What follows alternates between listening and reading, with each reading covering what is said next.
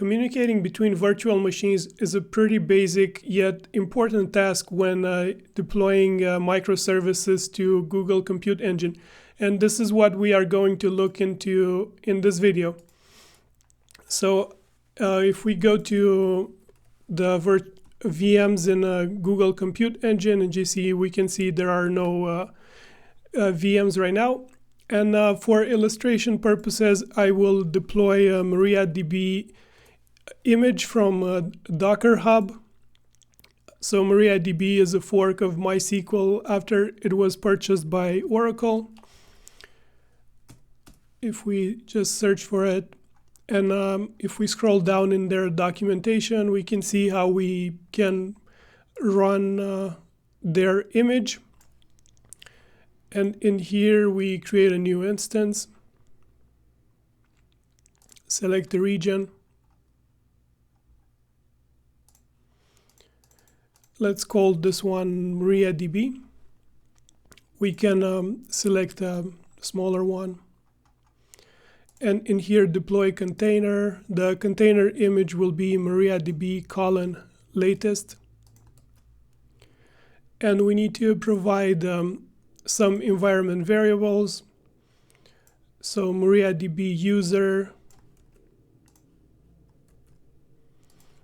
Let's just call this one Vlad. Then MariaDB password. I will use 1234 because this instance will not be visible publicly on the internet because of the Google Cloud firewall rules. So it will only be available inside our project. So 1234 is fine. It's not ideal, but it's fine for now. And MariaDB root password, the same one, 1234. So this should be good. And we don't need to make any other changes. Now we can just create this instance. And in the meanwhile, we will create a second instance from which we will connect to this database just to illustrate how we can communicate. This one is instance 1. It's fine.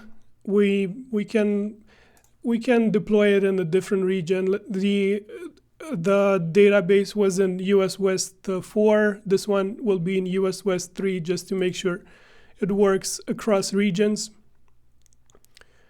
And we don't need to do anything to this instance. We don't deploy a container or anything, so we can just create the instance.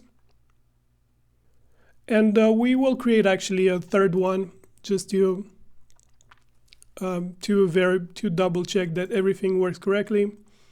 This one, let's deploy it in US West 2. Also size micro. And we create it. Okay, so first we will try to connect to this database from instance 1. And we will open this SSH prompt, this SSH client from the user interface, the in-browser SSH.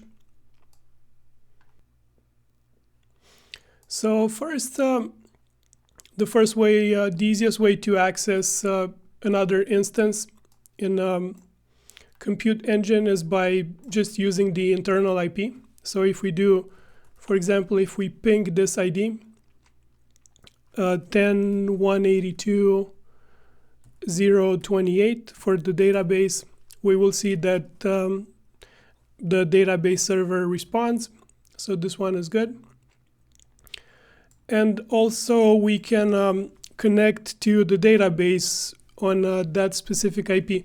And this method is actually pretty reliable. If we stop the MariaDB instance and start it again, we will see that it will keep the same IP. Actually, we can try this now. So we stop it. It is stopped now. I skipped ahead a few seconds. And but you can see that the internal IP remains reserved.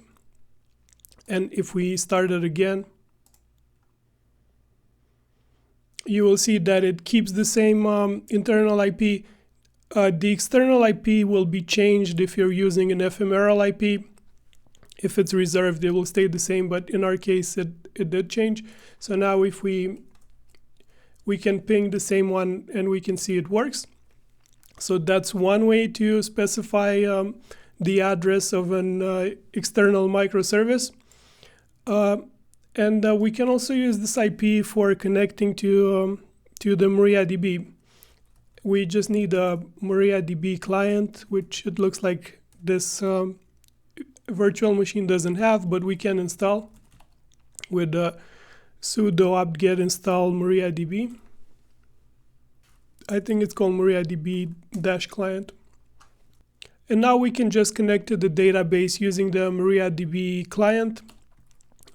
This one works just the same as the MySQL client. So we provide the user root. It will prompt us for the password. We add -p. And for the host, we will add the internal IP of the database, 10.182.0.28 in my case. The password will be 1234.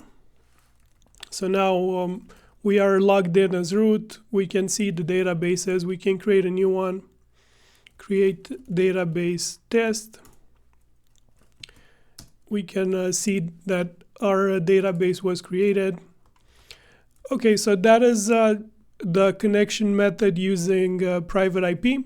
Another method that is also convenient and it works very well is using the internal DNS of Google Cloud. So if we search for Google Cloud Internal DNS,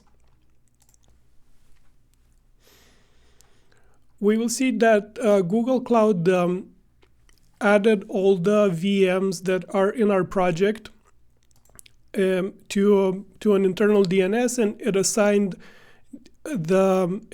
addresses in this format. So there are two formats. One with the zone ID, so it's the VM name, that zone, that C, that project ID, that internal, and one that doesn't have zone ID.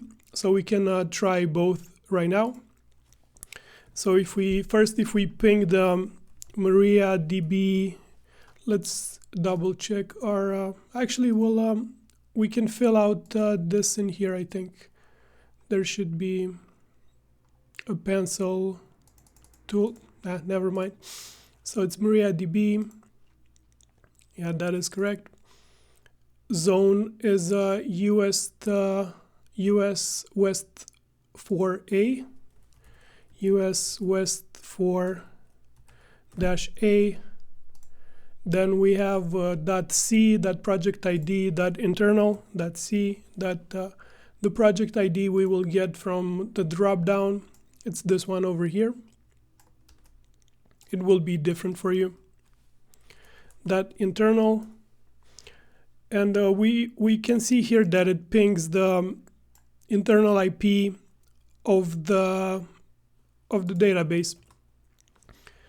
And the other one is, I think, without, so VM name,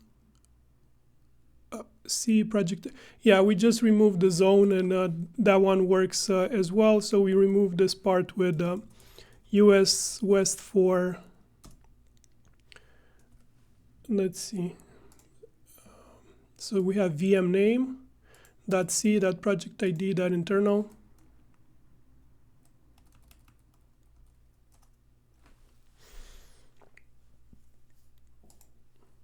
No, actually, this one, it looks like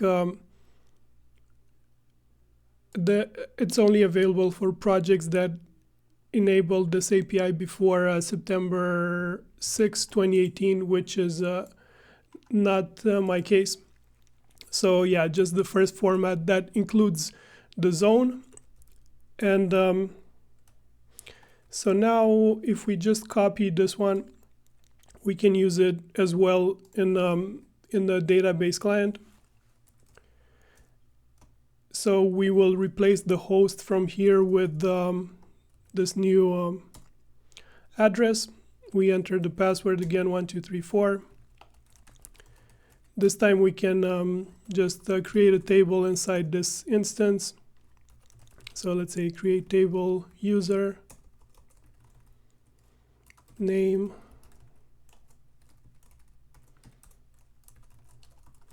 insert into user values Vlad. We will use this just to double check from the second instance that this we actually hitting the database. So this looks good in here. And we can try to reproduce this test in instance 2. Previously we were in instance 1. Okay, let's see if we have MariaDB installed. Okay, it looks like we don't have it. We need to install again. Sudo apt-get install MariaDB-client. And if we do the same command, MariaDB user root -p -h, and yeah, we can do the same format. So it will be MariaDB US West 4. Let's see what the zone was. West 4 -a .c let's see, project ID .internal. So copy the project ID again. .internal. We enter the password and databases, connect test, and select star from user. And we see the row we added in from the other instance. Yeah, so that's pretty much all the content for this video. If you enjoyed it, there are more videos related to Google Cloud and cloud development. And if you want to support the channel, please like the video or consider subscribing. Thank you for watching.